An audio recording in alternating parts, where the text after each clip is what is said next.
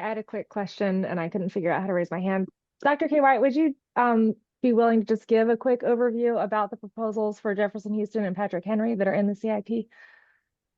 So, sure, of course. I'm not sure how much you want me to go into it, but I believe that I can't say how the board is going to vote tomorrow, but I believe that the proposal and the discussion, I'm sorry, my phones were still on. Sorry about that. I'm still working. So tomorrow night there will be a vote to see if we're going to move away from the K-8 instructional model as we know it. And so the motion will come from the board and their motion, and maybe Mr. Beatty is a better one to talk about, but I believe it will be to definitely phase out the K-8 instructional program, which of course will impact the instructional building model, meaning, potentially a school could become an elementary school and another school will become a middle school. And with that, of course, we would have to fold that in and have discussions around our work around redistricting, because we are in that process right now and what that would look like long term. I know our steering committee for redistricting has spoken about this several times, of making sure that we monitor redistricting, not in 5-year chunks, because lots of things happen in Alexandria. We've had lots of growth, and looking at what seat capacity and utilization looks like more frequently. So that is all a part of that conversation. But tomorrow there will be a decision made about how ACPS should go with the decision around the K-8 model. Is that helpful, Ms. Bolton? Did that kind of grasp what you were looking for? It's helpful. Yeah. I mean, I would also just say that there's definitely confusion and some alarm in the community. I think that lots of folks are surprised. They're just surprised about the line items in the CIP. And so I would please encourage some outreach on behalf of your team or the school board. And I understand that that is a tall and difficult ask, very deeply, but parents are concerned. So okay, can I ask what the outreach is? Because I know we've had several engagement meetings for quite some time that went on through last year into this fall even. I asked Dr. Finney and the team to go and do more than what we had originally planned, just to make sure that we keep everyone involved. I know she's also, my team has also reached out and worked with staff, because I don't want anyone to panic. We're not talking about this happening at the end of this year. This is a long range plan, in the sense that, everyone will still have positions with us, and we will definitely go and work with staff once we get to this point. We still have not voted on CIP. So, all of that is kind of, a little early to make final decisions. But, the message to the staff is we need you. We want you to stay. So please don't think that it's going to happen at the end of the year. Everyone will still have positions as we go into, whatever the model, whatever the vote and the decision is going to be.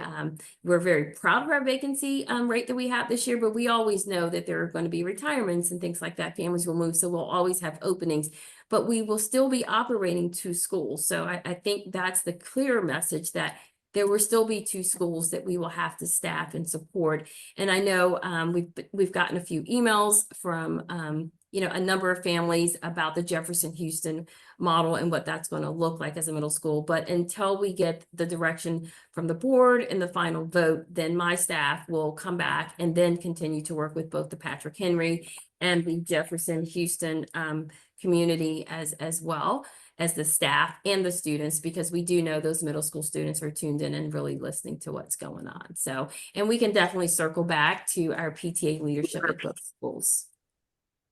Thank you. And I would say quickly to your question, Dr. Finney did come and I went to one of her meetings, and we are very grateful for that. I think the surprise has been that in each of her presentations, the message was communicated that there wasn't a decision, and and I understand the contingencies of decisions in a CIP, but right, that's a nuanced message. It's a complicated message, just like, and so that has been without exception, everybody has been surprised, because they felt like what they heard was that no decision would be made until redistricting.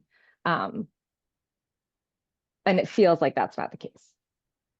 Okay, so yeah, I think there's just, a misunderstanding there. The decision comes with the redistricting process, but once the board votes, it will get folded in, because we'll have to see if the board chooses to make which school elementary or which school you know, a middle school or whatever their decision is. I don't want to put any ideas out there. It is truly a board. The board will make that decision, and then we will have to move that in. So at the time that she was presenting, the board had not made a decision there, you know, we just, you know, did our engagements with the family, engagements with the students to get that feedback that she did take to the board to present so that they can have an informed decision of kind of where to go. Yes, But and there are line items in the budget that prescribe a decision. yeah, well, the line items we said in that meeting, they're holding. That doesn't mean that it could be flipped, it could be the other school, but we have to do something around seat capacity at the middle school. So that money has to go towards fixing that that concern and that growing number of students that we have. So something has to happen there. And the reason why it was placed in the CIP in that manner is because we did have the guidance from, you know, the city manager of what we should do, but we've got to make some decisions in this community around, you know, schooling. And it's unfortunate because, you know, the future mayor Gaskins knows, like, you know, they're supportive of schools, but we do not have a lot of land options to build schools. So we have to be really innovative, but still remain with high quality programming and the buildings and structures that we have. And I will apologize and stop there. Thank you so much for, No, I'm embarrassed at how much time I'm taking up, but the community does need to hear from someone. So Sure. We can definitely circle back. I do know that we've gotten some inquiries about why didn't we communicate? And then I went back and looked at all the list of engagements. And I think sometimes, you know, there's lots of things going on. And now that we're coming to a vote, I think we'll have to come back and have that follow-up engagement. And we're more than happy to do that. very much so. Thank you. Thank you.